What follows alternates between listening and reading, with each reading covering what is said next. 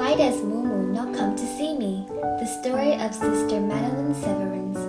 Mom, why does Mumu not come to see me? Did she forget me? Xiaoma asked anxiously. Mom patted Xiaoma's head and said, My sweet boy, how can Mumu ever forget you? Look, was not the wheelchair that you are sitting on brought with the fund raised by Mumu? Xiaoma gently touched the arm of the wheelchair with his deformed fingers. He still remembered the day when Mumu bought the wheelchair. The rain was pouring hard and the mud stuck onto her rain boots.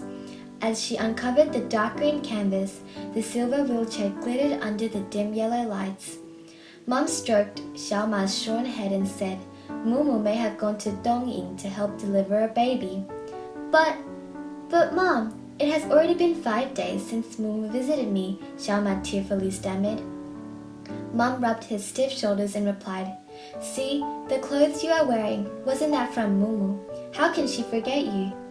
Xiaoma struggled with his shriveled fingers to adjust his clothes, which were specially brought from Taiwan Island through Mumu's request. Xiaoma, with a choking sob, said, Mumu used to come every day to see me. Why does she no longer come? She must have forgotten me. It is almost the Dragon Boat Festival when Mumu usually goes to visit the illegal immigrants in prison. Xiaoma slowly drank the milk that his mom had mixed from milk powder.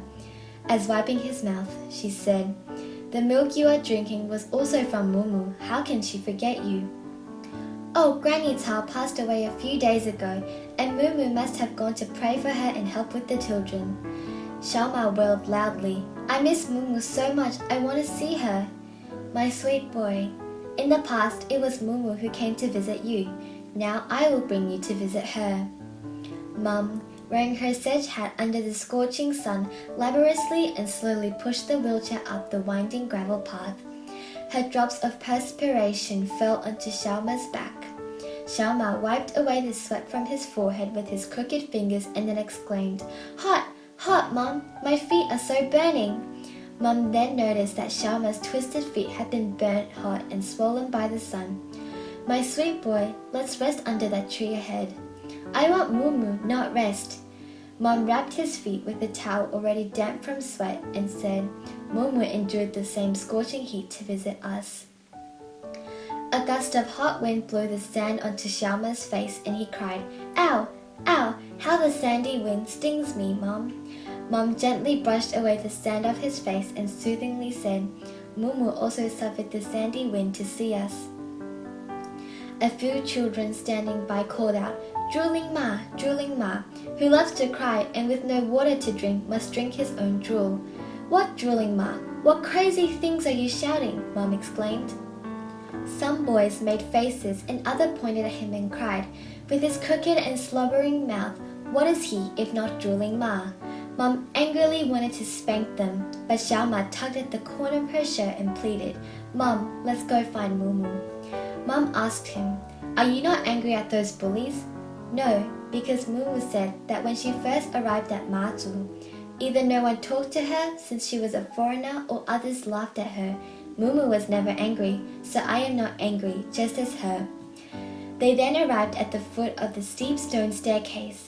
Mom looked up exhausted and sat down saying, My goodness, how steep it is. How can I push the wheelchair up there? Xiaoma and Mom sat there with teary eyes. Suddenly, Mom thought of something. My sweet boy, we can learn from Mumu to pray.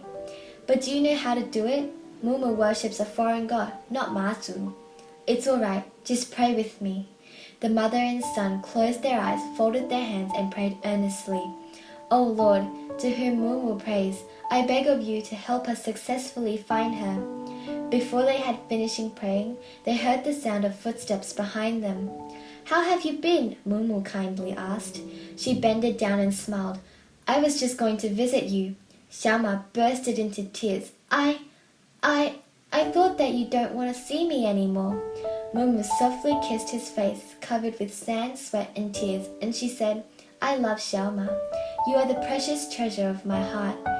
Those bullies broke into the scene, exclaiming in surprise, Big news, Mumu kissed drooling Ma. From that day on, no one laughed at Xiaoma or bullied him. Everyone knew that he was so precious to Sister Madeleine Severens.